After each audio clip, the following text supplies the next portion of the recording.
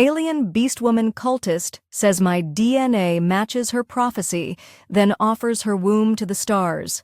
Welcome to the world of science fiction. Comment below where in the world you are watching from today. And if you like this story, don't forget to subscribe.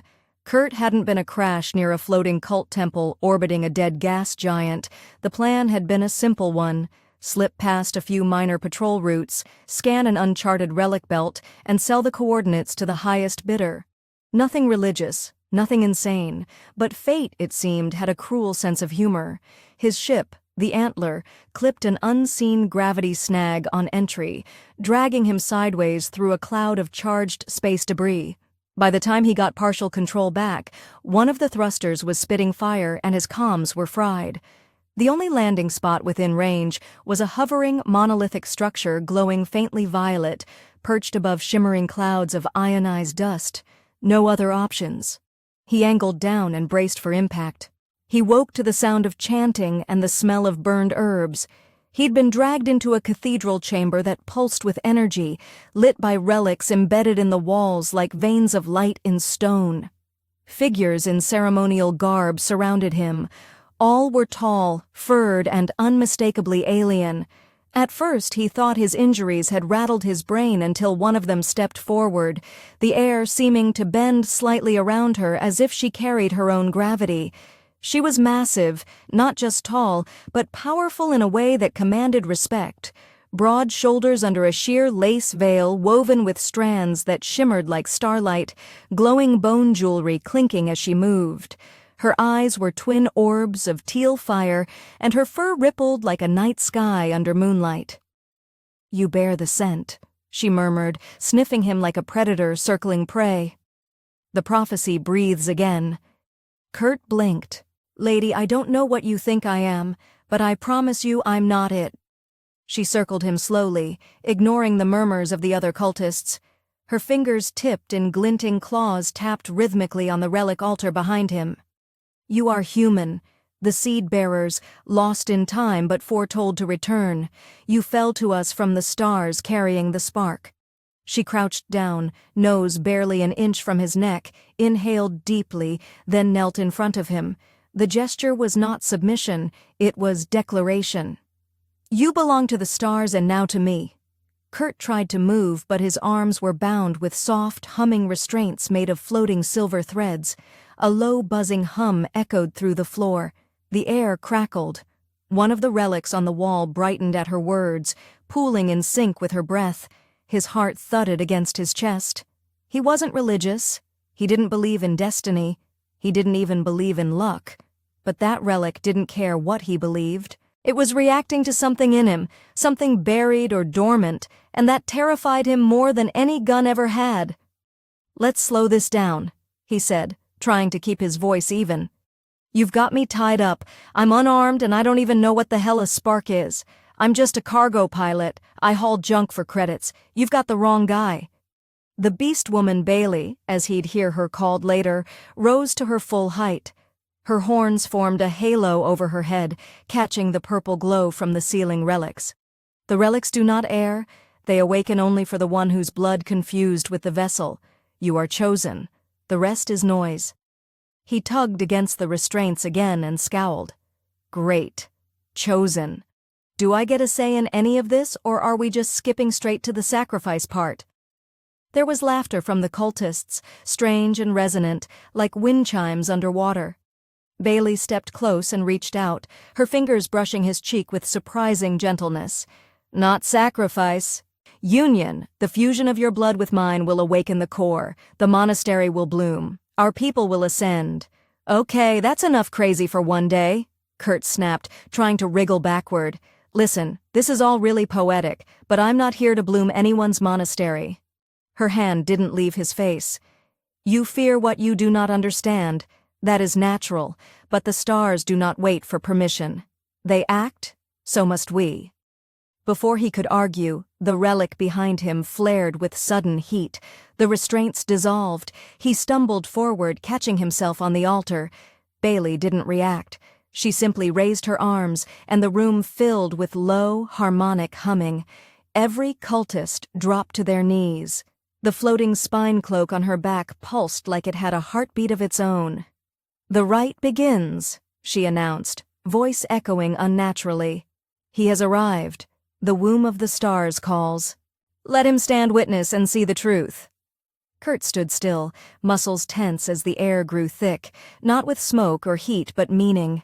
The relics flickered in a cascading pattern, forming a spiral of symbols he'd seen once before, years ago in a black market archive.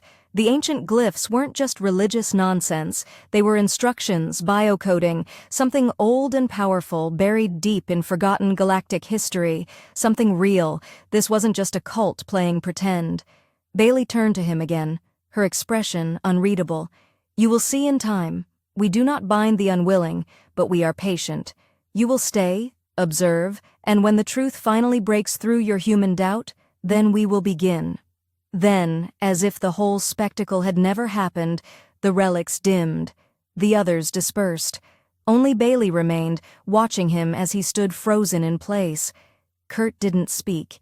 He didn't try to escape again. For the first time in a long while, he didn't know what move to make. And that scared him more than anything. Kurt paced the length of the glowing corridor, boots thudding against polished obsidian tiles that shimmered beneath his feet like starlight trapped in stone. The restraints had been removed. Bailey had kept her word on that much, but the freedom was an illusion. The monastery floated in deep orbit, far beyond reachable systems, shrouded by thick clouds of magnetic dust, and laced with defensive wards he couldn't even begin to understand. There were no visible hangars, no windows leading to ships, and even if he found one, his vessel was totaled. He was effectively a guest, or a captive, depending on who was watching. The air in the corridor pulsed with low vibrations, relic-powered energy systems humming just beneath the surface of every wall and corner. Kurt kept moving. Not because he had a destination, but because stillness meant thinking. And thinking meant grappling with the insane possibility that something in him had triggered ancient alien technology. He hated the idea of destiny. He hated the idea of being special even more. He rounded a corner and found Bailey waiting for him. No guards, no entourage, just her arms folded behind her back, standing like a sentry in front of a door carved with more of those strange symbols. Her expression was unreadable, but her stance radiated calm authority. "You've avoided the chambers I prepared for you," she said evenly. "You would rather pace in circles like a nervous animal." "I think hostage fits better than guest," Kurt muttered, though he stopped a few steps away. "And forgive me if I'm not in the mood for ceremonial pampering after being sniffed and told my DNA is cosmic gold." She didn't smile. "You are no hostage. You are free to explore, but this is not your world. There is little here that obeys the logic you trust. We do not coerce the vessel. We reveal. You will see in time." He rubbed a hand down his face. "Stop calling me that. Vessel, seed-bearer, spark. I'm not an ancient code. I'm a man who fell out of the sky. Whatever you're expecting me to do, you've got the wrong guy." Bailey stepped aside and gestured toward the door. "Then let truth show you what I cannot explain." Kurt hesitated, but curiosity clawed at him harder than fear. He stepped past her, and the door slid open with a silent whisper. The room inside was dark at first, then lit gradually with a soft white glow from the floor. In the center stood a massive crystalline console, its panels hovering weightlessly in a circular arrangement. He stepped closer and the panels reacted, rearranging, pooling, shifting through patterns that felt familiar, even though he knew he never seen them before. Instinct moved his hands. He tapped a sequence and the glyph stilled. A holographic projection flared to life in front of him. He staggered back. The image showed a star map, then a sequence of symbols overlaying various species across the galaxy, each one marked with lines of genetic code. Then came the humans, highlighted, central, pooling. The projection zoomed in on a silhouette clearly human and showed something terrifying, a branching evolutionary map leading to a hybrid species, Baileys. They were designed spliced, evolved, guided. The prophecy wasn't religious at all. It was a relic of ancient bioengineering. Bailey's voice behind him was quiet. We were made as tools created in shadow, bred for strength, obedience, and silence. When the war that birthed us ended, our creators vanished. We were left behind, hollow, lost, until one among us uncovered the fragments of the ascension algorithm, what you call prophecy. It was never divine. It was code, waiting for completion, waiting for you. Kurt turned to her slowly, the blood in his veins gone cold. So this wasn't some star-washed vision. You were literally built with a backdoor code tied to human DNA. She nodded, yes, and yet none who came before matched. Many claimed it. Some tried to fake it. All failed until now. And you believe that because I matched the code, we're meant to what? Fuse. Save your species. You seriously think the universe wrote a love story between a cargo pilot and a genetically orphaned warrior monk? Bailey's expression didn't waver. I believe that meaning emerges from chaos. That hope can be born from desperation. Whether you are the culmination of ancient design or simply the first to stumble upon the match by accident, does it matter? The truth is, you are the match. The relics do not lie. You lit the spark. Kurt stared at the console, the weight of the projection settling on his shoulders like armor made of gravity. He didn't want this. He didn't want to be a piece of some long-dead species puzzle, but he also couldn't ignore what he'd seen. The relics weren't wrong. He'd interacted with them without hesitation. The map wasn't metaphor. It was science. Messy, terrifying science. And Bailey, despite her beast-like appearance, despite her zealotry, wasn't lying. She believed every word, and maybe, deep down, she wasn't wrong. So what now? He asked bitterly. You expect me to stay here and play out some ancient script while the rest of the galaxy spins on? She stepped closer, close enough that he could feel the heat radiating from her body through the ceremonial mesh of her cloak. I expect nothing. You are free to leave if you find a way, but the relics will not open for just anyone. The monastery listens to you now. You are tied to it. To us. To you. Kurt said quietly, the words slipping before he could stop them. Bailey blinked just once. Yes, she said, to me. The silence between them stretched, heavy with unspoken things, fear, longing, doubt, inevitability. Kurt finally turned away and faced the projection again. Then we start with this, he muttered. No rituals, no altars, just data. Let's decode what this system actually wants from us. Bailey inclined her head, agreed. As she left him alone in the chamber, the projection continued cycling through genetic strands and celestial coordinates. Kurt's mind raced. Whatever he was part of it had already begun. He couldn't stop it now. But maybe, just maybe, he could choose how the story ended. Kurt spent the next 2 days buried in relic interfaces, running his hands over alien controls that adjusted to his touch with eerie precision. The chamber became his orbit, a space where he could lose himself in lines of code and layers of design that defied everything he'd ever learned in flight school or black market tech hubs. Every time he activated a new panel, the system responded with more than cooperation. It responded like it had been waiting for him. There was no doubt left in his mind that his DNA was not just compatible, it was fundamental. These systems were locked to humanity's specific genetic markers, woven into the biocoding of the relic network, and the deeper he went, the more he realized Bailey's people had been wandering in the aftermath of a galactic experiment that never reached its final stage. This wasn't myth. This was unfinished programming.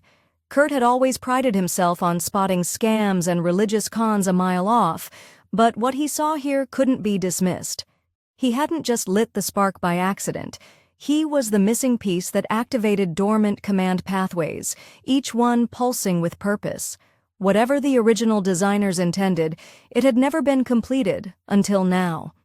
Bailey visited often, not to lecture or push more prophecy, but to observe. She watched him from the edges of the room, Sometimes silent, sometimes questioning his discoveries. Their conversations became less guarded, more real. She admitted she didn't fully understand the relics, only the doctrine passed down through generations, doctrine built around glimpses and incomplete translations. Now, with Kurt unlocking deeper functions, her faith was being redefined in real time. Yet, her belief in the star's design hadn't wavered. She didn't need to understand every line of code to believe in its purpose. What fascinated Kurt was how she held on to that belief while standing beside someone who challenged everything she thought she knew. She wasn't blind, she just chose to see hope. One evening, when the relic chamber dimmed into its natural low-light phase, Kurt finally asked the question that had been gnawing at him. Why keep calling it prophecy when we both know it's tech? These aren't visions. They're systems, calculations, triggers. Bailey's response was quiet but firm. Because prophecy was the only language we had, it was the only way to carry forward fragments of truth without understanding them.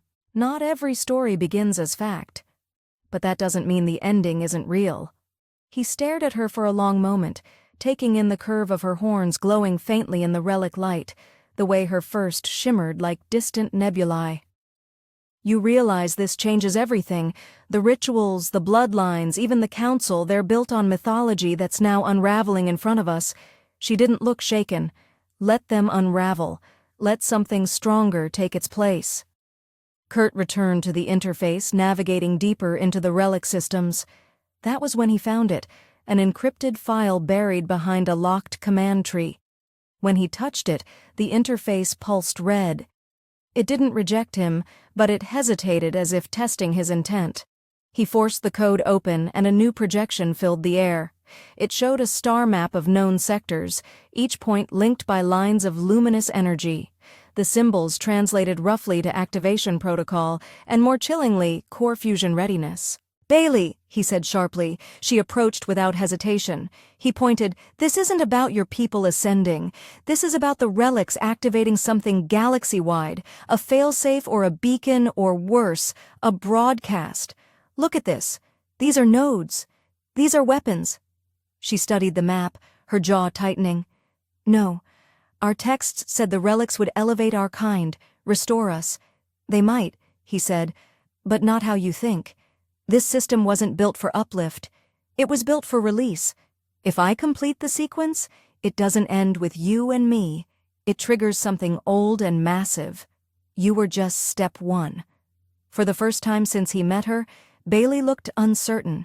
Her posture shifted, her fingers curling slightly at her sides. If this is true, then everything we believed was only a shadow. "Doesn't make it meaningless?" Kurt said, "but we need to find out what this system actually does before anyone rushes into fulfilling it." She nodded slowly, her voice quieter than usual.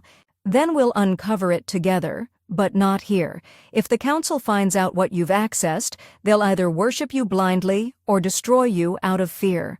Kurt didn't need more warning than that. He'd seen how rigid belief could shatter when exposed to truth. The last thing he wanted was to be paraded as a divine puppet, while a bunch of zealots argued over how best to use him or kill him. They needed time, space, and data. Fortunately, Bailey knew of a hidden vault buried in one of the monastery's sealed wings. It was said to house the oldest relic fragments, ones too dangerous or unstable to be studied openly. They moved under the cover of the next rest cycle, cloaks drawn and voices hushed. Bailey led with practiced stealth, navigating halls guarded by ceremonial sentries, more interested in tradition than actual threats. The sealed wing had been locked for decades, its glyphs dim and its air thick with age. Kurt bypassed the main seal with a single touch. Again, the relics responded to him like a long-lost master returning to claim his throne. Inside the vault, the air was colder. The relics here weren't just dormant, they were damaged, cracked from time or violence. Bailey moved carefully, reverently. "Some of these were brought from the earliest crash sites," she whispered. "They scared the elders, said they spoke of endings, not rebirth." Kurt activated one of the fragments. It flickered violently before stabilizing.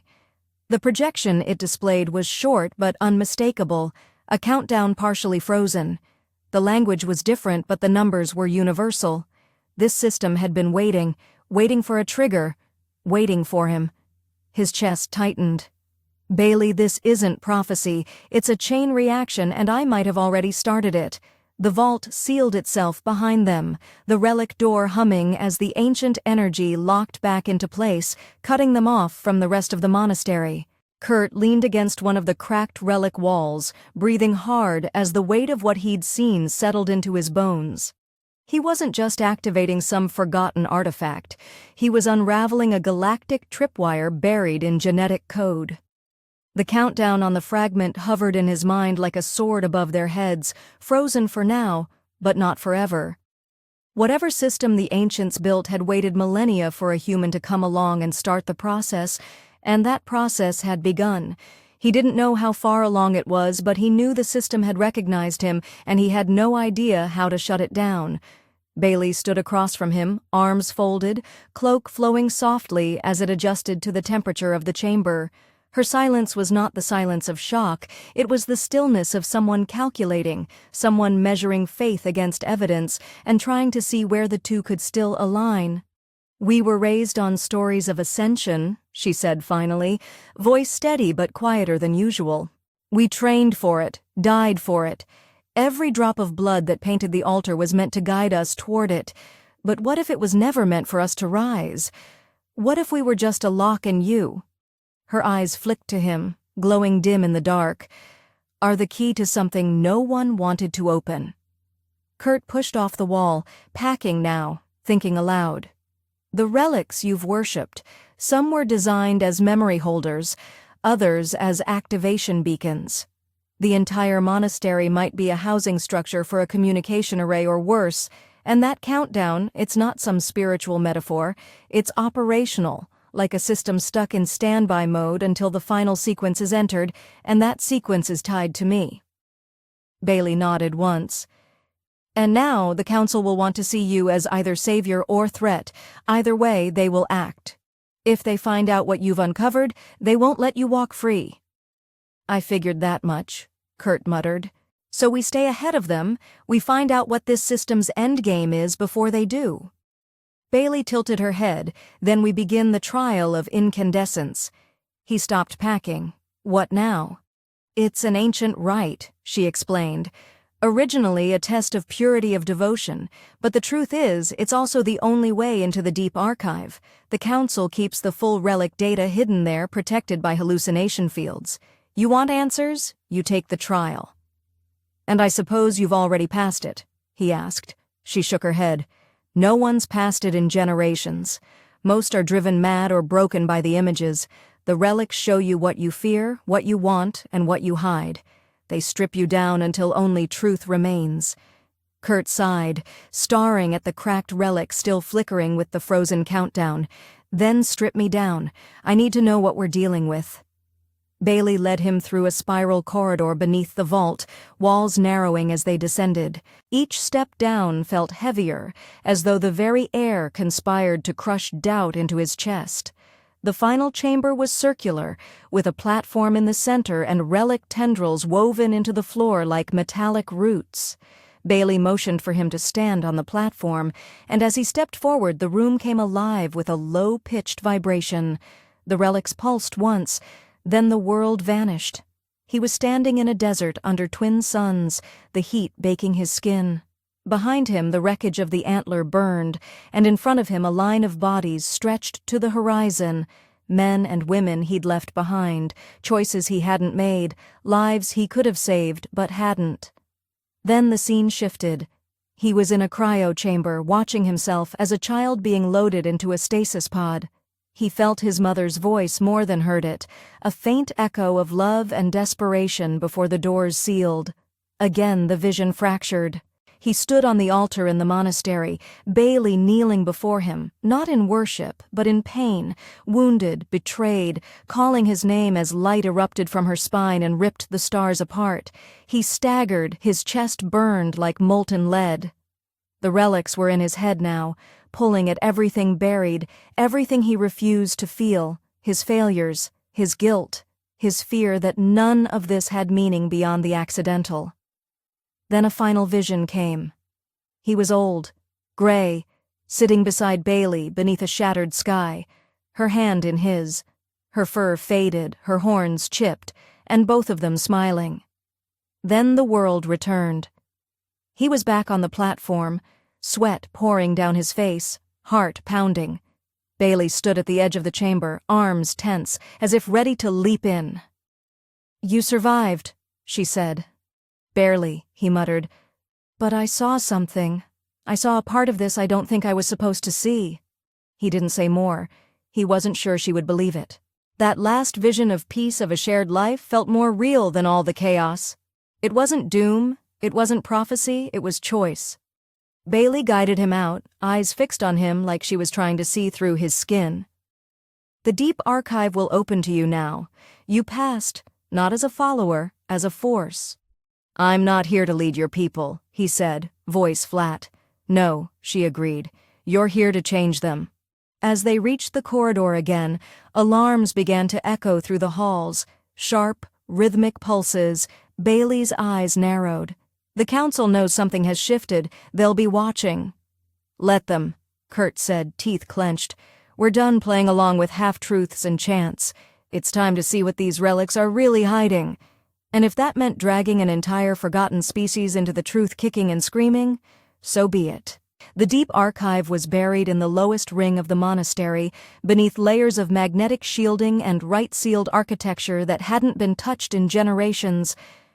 Bailey walked beside Kurt in silence, her cloak drawn tight around her shoulders as they passed through thresholds carved with languages lost to both of them. No guards stood watch, no sentries challenged their path. The trial had granted Kurt access no one could contest, not even the High Council. The relics had responded, and the relics were the final word in this place. Still, unease hung in the air like static. Bailey's posture was rigid, and her hand hovered near the hilt of the short ceremonial blade looped through her belt, not because she expected to use it against Kurt, but because she feared what they might uncover together. The archive doors opened without command.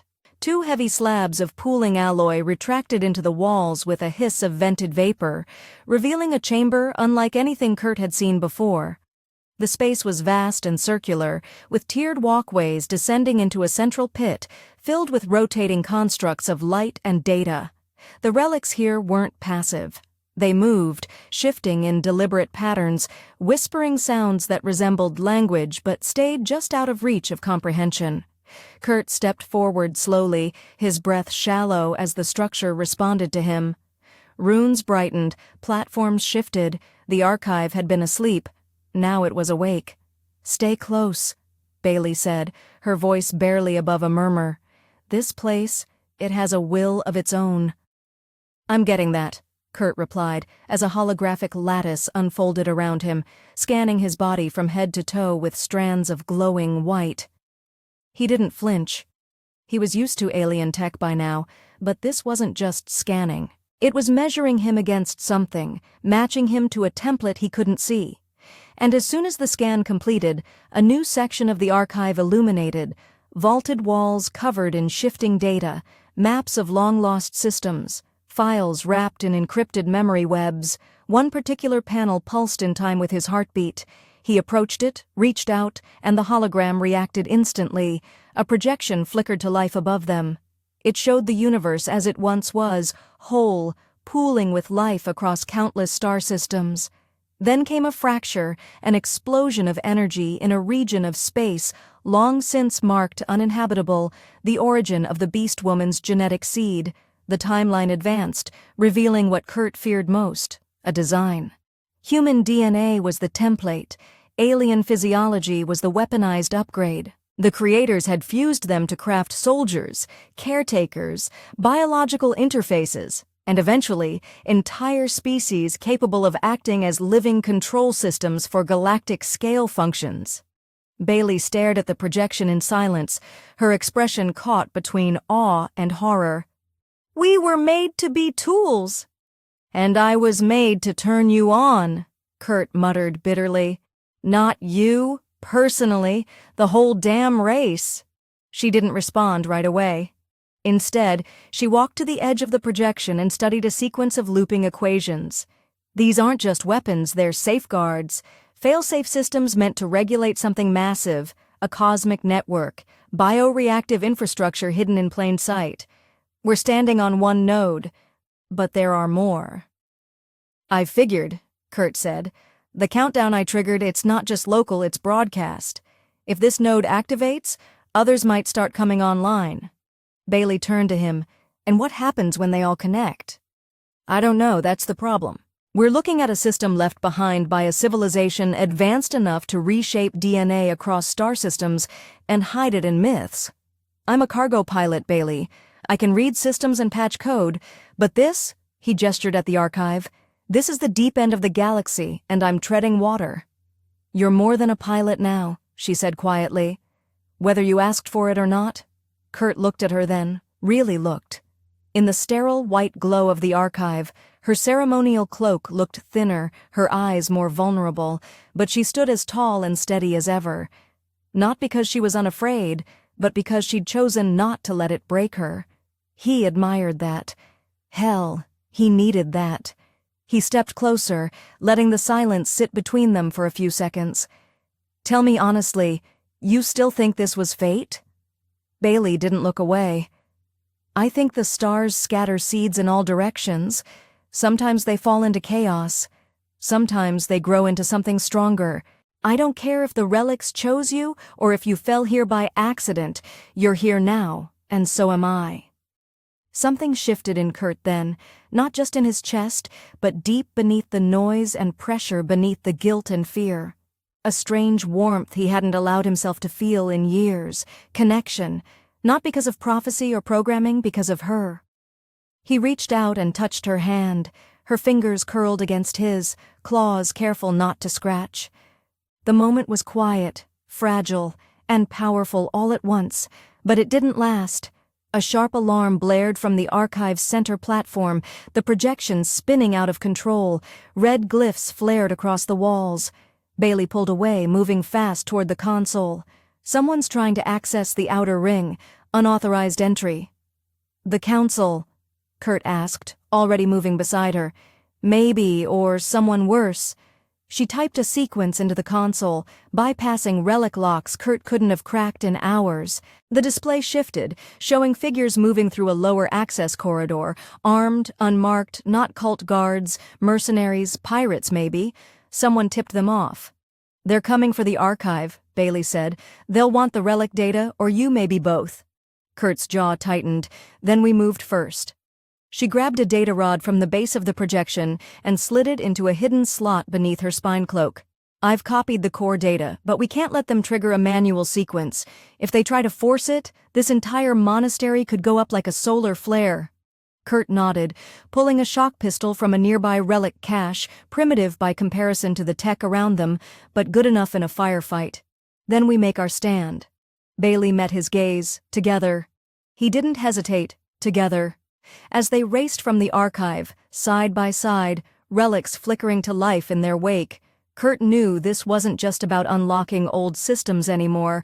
It wasn't about prophecy or prophecy breakers. This was about stopping a chain reaction that should never have started, and maybe, if they survived the next few hours, they could find something real on the other side of it, something worth choosing.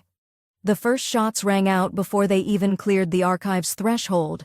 Bailey reacted faster than Kurt could blink, slamming her shoulder into him and shoving them both against the wall, just as a plasma bolt scorched the air where his head had been. He hit the floor hard, breath knocked out of his lungs, and she was already crouched low, eyes glowing like wildfire, her clawed fingers drawing a pulse blade from beneath her cloak.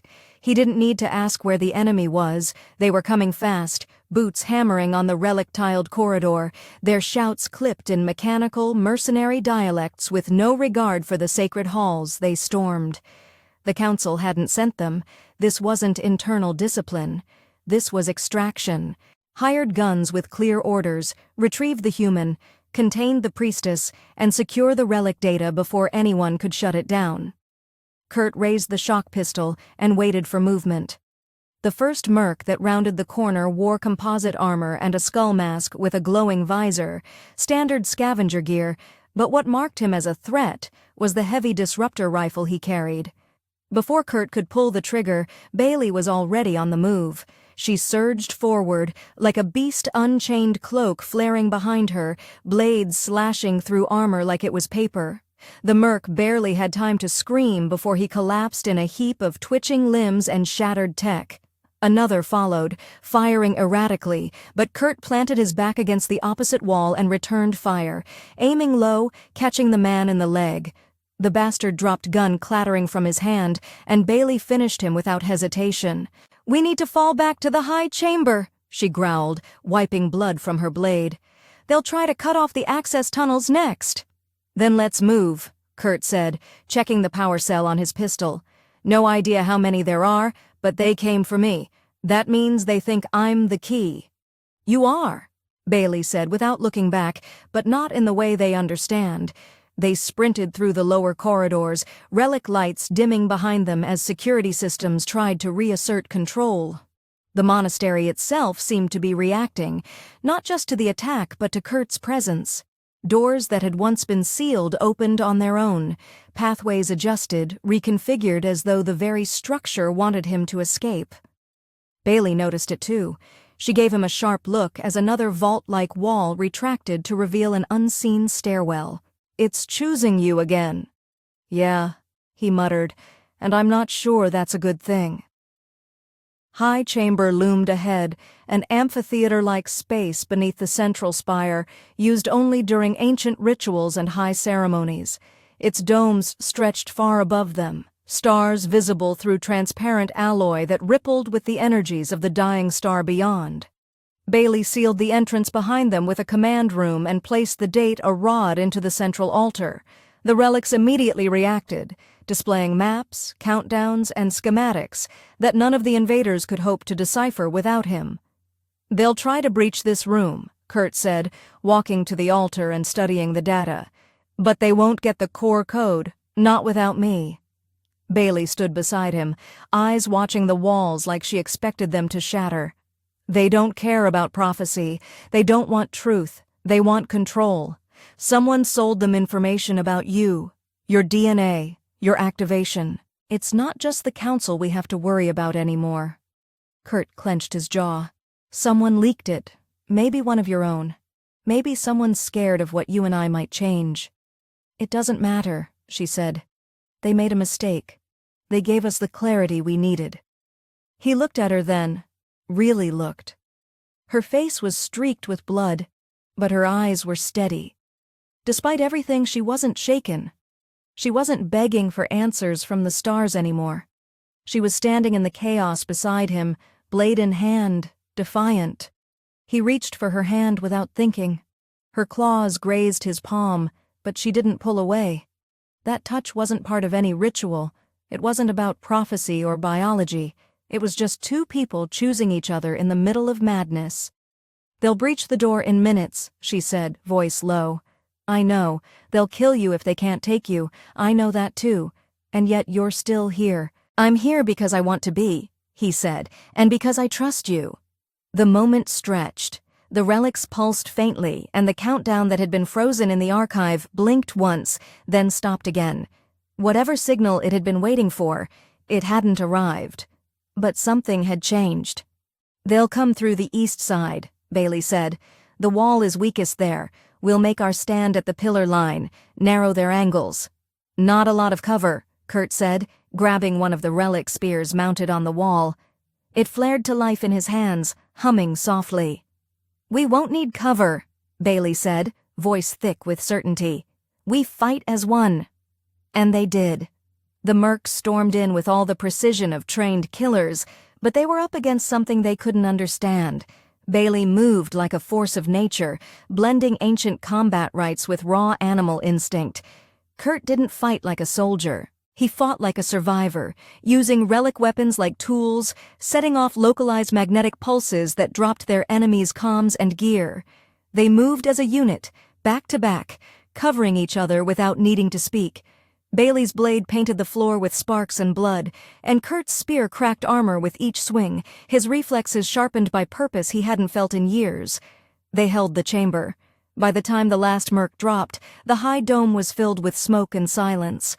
Bailey stood panting beside him, firm matted with sweat and streaked with grime, her veil torn. Kurt dropped the spear and leaned against the altar, every muscle aching. "You all right?" he asked. She turned to him, a small smile breaking across her face for the first time. "You fight well for a man born under no stars, and you're not half bad for a prophecy-obsessed cultist." She stepped close. "I'm not a cultist anymore." "No," he said softly. "You're more than that." He kissed her. There was no ceremony, no relic pulse, just a man and a woman scarred by fate and choice, finding something real in the middle of chaos. When they finally pulled apart, the countdown on the altar flickered again. Still paused, still waiting, but not for much longer. Bailey hadn't spoken much since the final merc fell, and Kurt didn't push her to. The high chamber had gone quiet except for the low hum of relic energy flowing back into its systems, slowly stabilizing now that the threat had been eliminated. Smoke drifted near the vaulted ceiling where weapon discharge had scorched ancient symbols, and the last of the mercenaries' bodies lay sprawled across the polished obsidian floor, already being absorbed into the monastery's purification process. Biotech tendrils curling around armor and dragging remains away like roots reclaiming lost nutrients. It was a place designed not just to preserve knowledge, but to eliminate risk. Kurt leaned on the altar, watching the blinking data runes across the relic's surface. The same countdown digits suspended in stasis like a breath held too long. His body ached from the fight, and his knuckles were bruised from where his grip had cracked against that relic's spear. But all of that was background noise. The real weight was in what Bailey had whispered after the kiss, barely audible voice hoarse with exhaustion and something deeper. "I felt it," she'd said, "the moment it changed, not the relic's me." Now, as she stood across from him, stripped of her ceremonial veil and most of the armor that had survived the fight, she looked less like a warrior priestess and more like a person caught between what she'd been taught and what she now believed. Her halo-shaped horns glinted faintly in the rising light, and her fur, matted and scorched in places, still shimmered in patches with the midnight purple hue that had first caught his eye. He had thought he was crashing into madness when he landed here. Now, madness felt more like the idea of leaving. "You haven't looked at the altar since," Kurt said, breaking the silence, nodding to the relic console still pulsing behind him. Bailey didn't move, because I'm afraid. He didn't laugh at her, he didn't joke, didn't tease, he just waited. She walked slowly to the altar and placed her hand on its surface. The console flared in response, not in defense or aggression, but recognition, and it didn't stop there. A secondary sequence activated, displaying a new pattern, overlapping DNA spirals slowly entwining. Kurt moved to stand beside her. His own hand reached out, almost unconsciously, and the relic's pulse brighter as his fingers brushed the outer ring of the projection. The strands twisted together into a shape that was unmistakable, a gestation sequence. He stepped back. "Bailey." "I know," she said, her voice barely more than breath. "I felt it when we fused. It wasn't just heat or emotion. It was the code responding, my body responding." Kurt stared at the rotating model, the way the strands moved in sync, how the relics displayed the hybrid markers with no errors. It wasn't just compatible, it was perfect. The system had accepted the union not as an accident, but as fulfillment. "You're pregnant," he said flatly, not out of panic but because saying it made it real. Bailey nodded. "The child isn't just a child, it's part of the final phase. The spark and the vessel weren't meant to stand alone, they were meant to create something new." He let out a long breath, running a hand down his face. He didn't know what he'd expected when they'd kissed, when they'd collapsed into each other during that moment of stillness, but it hadn't been this. He wasn't angry, wasn't scared in the traditional sense.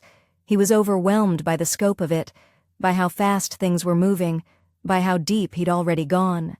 But when he looked at Bailey again, at the steady strength in her face, at the wild clarity in her eyes, he didn't feel regret. He felt grounded. "Does it change how you feel?" she asked, reading his silence like an open book. He shook his head. "Only makes it more real. I don't know what kind of life this kid's going to have if the countdown hits 0 and the galaxy lights up with whatever signal this system sends, but I'm not walking away." Her shoulders relaxed slightly, a tension she hadn't acknowledged until now bleeding out of her body. "I don't want prophecy anymore. I want something we build together, whether that's raising this child or tearing down the system that would turn it into another tool." Kurt moved to her side, resting his forehead against hers, the curve of her horns gently framing his head. "Then that's what we do. We finish this on our terms." The altar shifted again, now showing a map of all the remaining nodes in the network, dozens of sites across uninhabited systems, all dormant, all waiting. The child, according to the data, would be the only living being capable of interfacing with the central core once born. Kurt stared at that reality, knowing what it meant. If they didn't stop the countdown or redirect its purpose before the child's birth, it would be the galaxy's next fulcrum, its freedom or its control. "We need to break the relay chain," he said. "If we sever the transmission pathway from this node, we buy time to figure out how to reprogram the sequence." Bailey nodded. "The central relay is buried beneath the monastery's foundation. Only the High Council has ever accessed it. Then we go through them." She looked at him, head tilted slightly. "You'd take on the Council for me? For you, for our child, for every species out there that doesn't know this sleeping system could rewrite their fate overnight. I didn't choose to be the spark, but I can choose to burn down the fuse before it reaches the core." Bailey gave a sharp, approving grin. "Then let's burn it together." The moment passed, replaced by motion. They moved quickly, preparing gear, accessing sealed pathways Bailey had only heard about in prayer songs and forbidden texts. The monasteries seemed to resist their path now, security protocols flickering awake. The relics could feel the system straining, could sense the tension between its original purpose and the new variables it had never anticipated, variables like love, like defiance, like a child not born of programming but of trust. As they descended into the lower rings, deeper than either of them had gone before, Kurt tightened the strap on his shock blade and checked his tools. Bailey walked ahead, one hand resting on the curve of her stomach as if already protecting what came next. The relics dimmed as they passed, not in warning, but in recognition. They were no longer the spark and the vessel. They were a new beginning, and the galaxy was not ready for what they would become. The descent into the monastery's foundation was unlike anything Kurt had seen since arriving. The upper halls were crafted with ceremonial precision, vaulted ceilings, polished stone, luminous relic veins threading across the walls. But here, in the belly of the structure, form gave way to function. The architecture became harsh, industrial, like someone had buried the truth beneath layers of devotion. Pipes hummed with a low-frequency resonance, walls pulsed with raw power, and the floor panels vibrated under their boots as if the entire place was alive and growing restless. Bailey moved ahead with grim focus, her spine cloak flicking behind her like a trailing comet, guiding them through winding corridors long sealed from the rest of the Order. Only high initiates of the Council had ever come this far, and even then, only by right and blood. Now they moved without permission, and the deeper they went, the more the relics pushed back, doors that required both their signatures, floors that shimmered dangerously before stabilizing under their steps, relic whispers filtering into the air like static-laced warnings. They reached the first inner gate, a massive circular seal embedded in the wall glowing faintly with crimson glyphs. Bailey stepped forward and placed her hand on the outer ring. It hissed and pulsed, scanning her presence. When Kurt moved beside her and added his hand, the seal shifted immediately. The glyphs reversed, flickered, then folded into one unified pulse. The door unsealed with the grinding weight of centuries, revealing a descent of narrow steps carved from obsidian alloy and lined with luminous conduits that stretched deep into the unknown. There was no sound beyond the hum of power in their own breaths. "This is where the relay node anchors," Bailey said, voice low, her hand brushing her stomach unconsciously. "My people always believed it was a holy root, the base of the monastery's divine structure, but it's just a transmission core." Kurt nodded, studying the schematic projected across his wristband. "If we can sever or scramble the carrier signal from this node, we stall the full system activation. It won't stop the countdown across the galaxy, but it'll prevent the final sequence from executing once the last piece, our child, is born. And if we fail, then everything we've done ends with the galaxy falling under control of a system no one understands. Entire species rewritten before they realize what's happening." Bailey's expression tightened. "Then we won't fail." They descended, passing under what looked like a ribcage of pulsating energy. Here, the relics were different, raw, less decorative, more mechanical in function. Massive columns of data rotated in 3 dimensions above deep power wells, and sigils hovered in midair, warping as they sensed Kurt's proximity. This place had no priestesses, no chants, no doctrine. It was ancient code, dormant engineering designed by something long gone but still watching through its mechanisms. At the base of the stairwell stood a massive interface node, 12 feet high, covered in relic filaments, and surrounded by glowing pylons that floated silently, orbiting the structure like a heartbeat frozen in motion. "This is it," Kurt said, moving to the control point.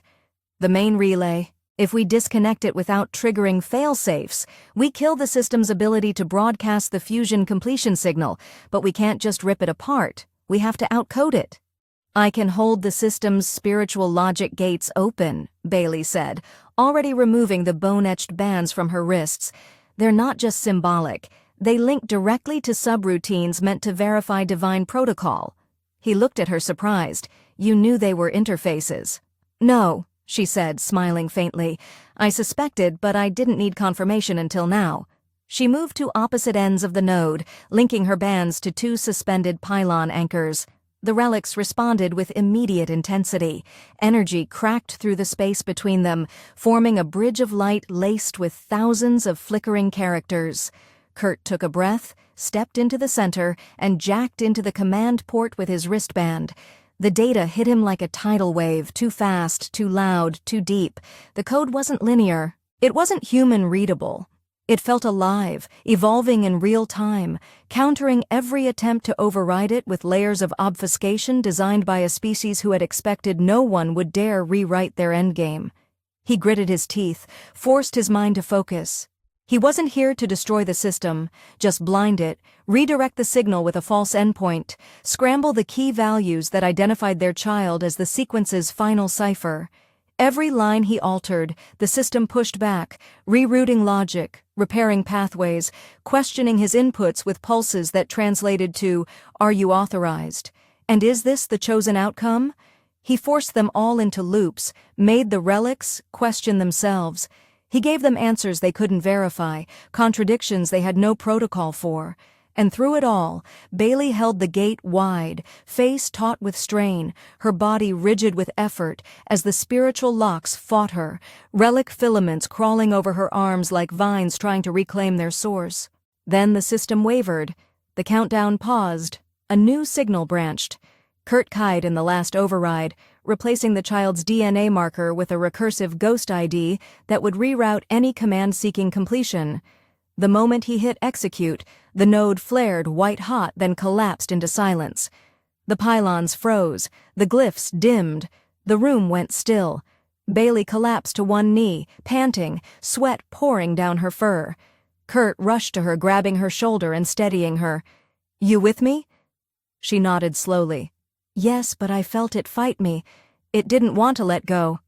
"Because we just broke a system that thought it was a god," he said, "but we bought time. That's all we needed." They rose together, but as they moved toward the stairwell, a new vibration rippled through the structure. Not mechanical, not from the relics, something else, distant footsteps, a familiar pattern. The council had arrived. Kurt cursed under his breath. "Of course we shut down their god machine and now they're coming to punish us for blasphemy." Bailey turned to him, eyes hard. "Then we speak to them, not as rebels, as truth-bearers." "They're not going to listen." "Maybe not," she said, "but they'll listen to me if I make them." Kurt didn't ask what she meant. He just followed her up the steps back toward confrontation, toward judgment. But now they held the truth, and the future growing inside her wasn't a relic's prophecy anymore. It was theirs, and they'd fight for it. The council was waiting in the Hall of Echoes by the time Kurt and Bailey emerged from the lower levels, the air thick with the sharp scent of incense and the tension of old power grown brittle from years of comfort. The hall was nothing like the archive or the sacred chambers he'd seen before. It was stark, utilitarian, a space of confrontation rather than communion. The relic walls loomed high above, lined with memory plates and ancestral etchings glowing faintly beneath thick layers of dust. 7 robed figures stood in a half-circle on the elevated platform at the far end, their ceremonial armor polished to a shine that looked more decorative than practical. They didn't greet Bailey. They didn't acknowledge Kurt. Instead, they spoke in unison, voices trained to blend, their tone echoing with authority long since unearned. "You defiled the lower sanctum. You interfered with the relay. You broke the line of succession. Step forward, Priestess Bailey of the Veiled Star, and answer for your actions." Bailey didn't flinch. She stepped forward with shoulders square and spine tall, her cloak trailing behind her like the wake of a ship slicing through still water. Kurt stood just behind her, silent but watchful, his hand resting near the relic blade clipped to his belt. He didn't expect a fight here, but if one came, he'd rather bleed next to Bailey than let her stand alone. "I acted in accordance with what the relics revealed," she said, her voice steady. "Not the myths you clung to, not the parables you twisted to keep control. The spark has arrived. The vessel was chosen, but the system you worship is no god. It is a machine we've disabled to protect not just ourselves, but all those across the stars who would have suffered under its completion." One of the elders stepped forward, his horns gilded with ceremonial metal, his jaw set like stone. "You presume to understand what has been safeguarded for millennia."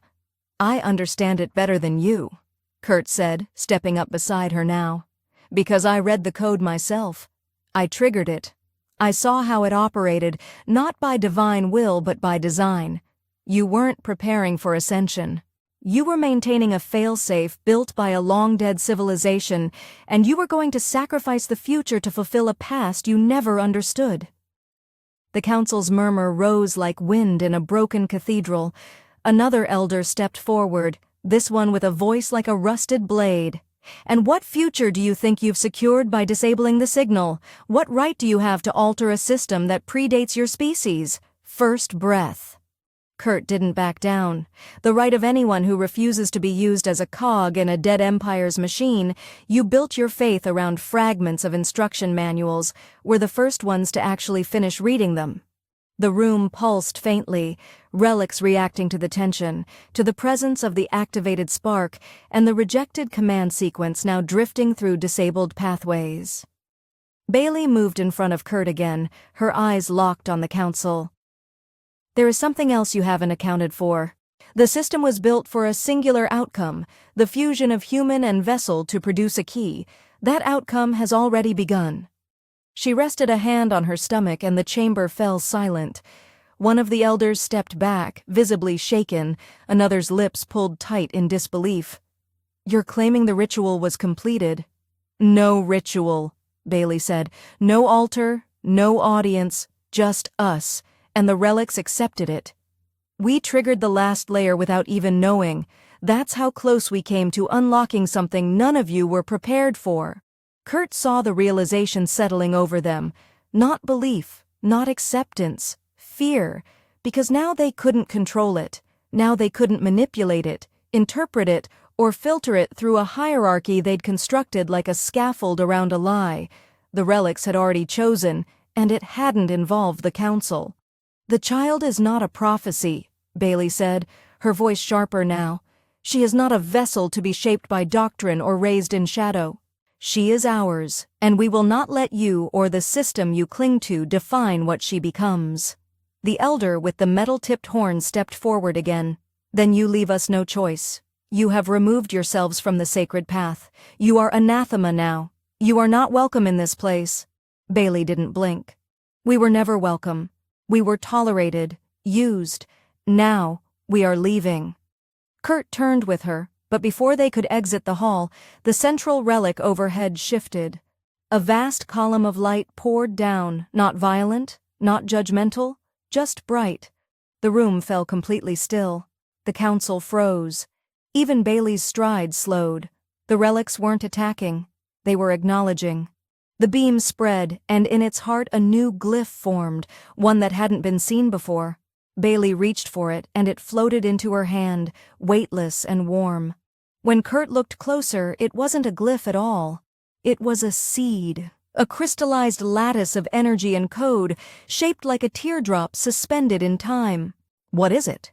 he asked. "A choice," Bailey said, holding it between her fingers. "Not a command, not a demand, just a choice." She turned back to the council, voice steady.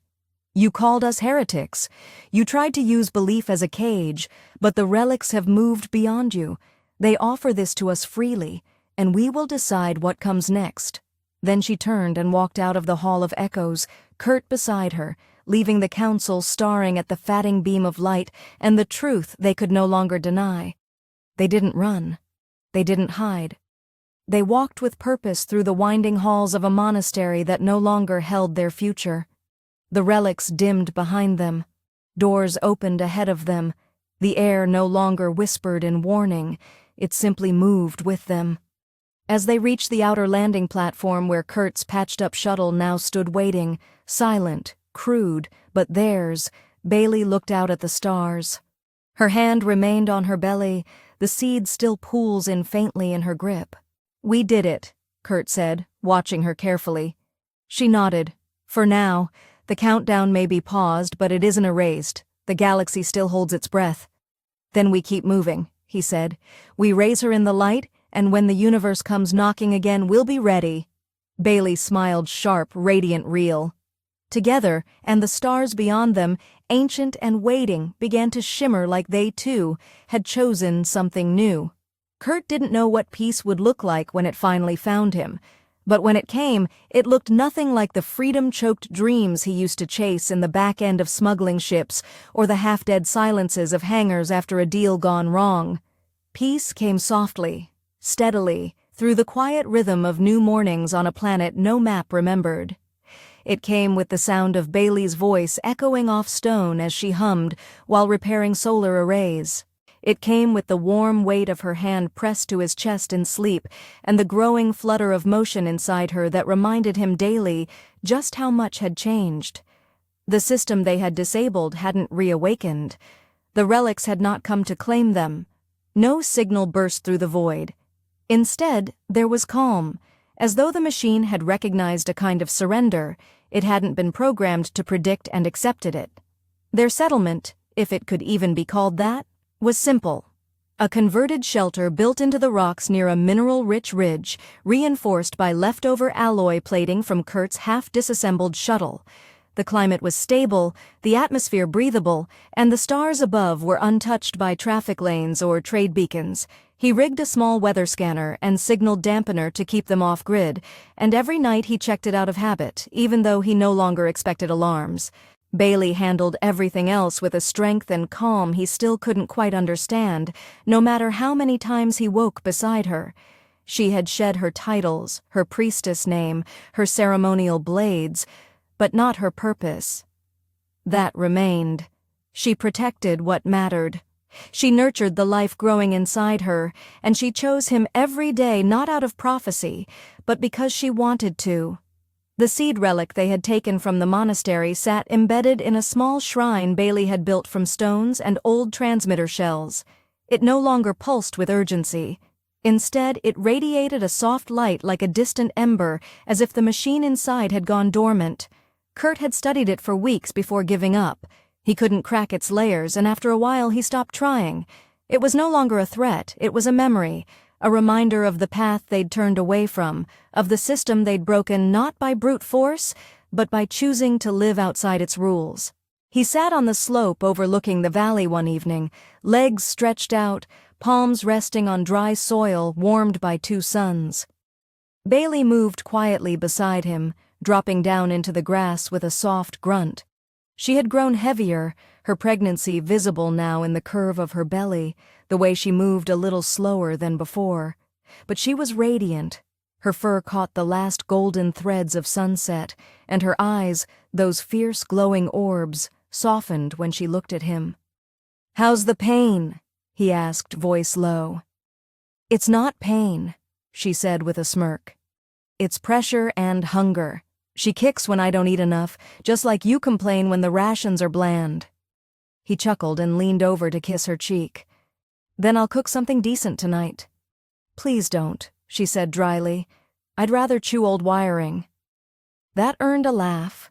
He tried learning her tribe's recipes and mostly failed. She still praised his efforts, but her honesty had become sharper the longer they lived without titles or ceremony.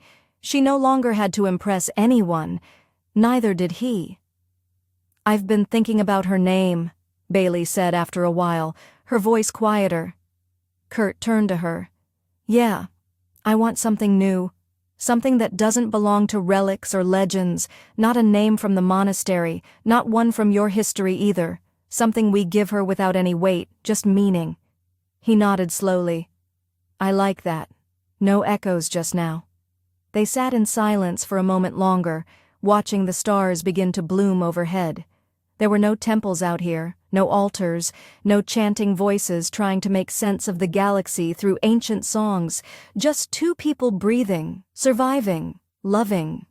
Bailey leaned her head on his shoulder.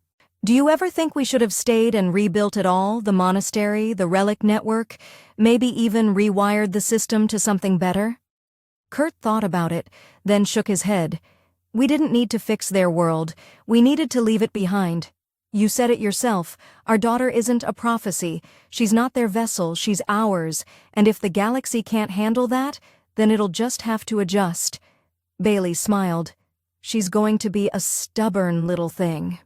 "She doesn't stand a chance otherwise," he said. "Look who her mother is." Bailey nudged him with her elbow, then rested her hand over his. He looked down at their fingers, his pale, scarred ones, hers thick and tipped with claws, imperfect, incompatible by most standards, and yet nothing had ever felt more right. Later that night they lay in the warmth of their small shelter, wrapped in old blankets and each other. The winds whispered outside, brushing across the shielding in soft, rhythmic waves. The stars glowed through the viewport above them, unfamiliar and uncaring. Kurt traced small circles on Bailey's side as she drifted toward sleep. He couldn't remember the last time he'd been this still, not just physically but inside. "We should name her in the morning," Bailey murmured. "We will," he said, pressing a kiss to her shoulder. "And then we build," he whispered. "Not a prophecy, not a legacy, just a life." She smiled without opening her eyes. Good. And that was the end of it, not with the relics reawakening, not with war or galactic chaos, but with peace, real peace, the kind not found in predictions or machines, the kind that only comes when two people choose to walk away from what they were told they were meant to be and instead become something better, something entirely their own, and they never looked back.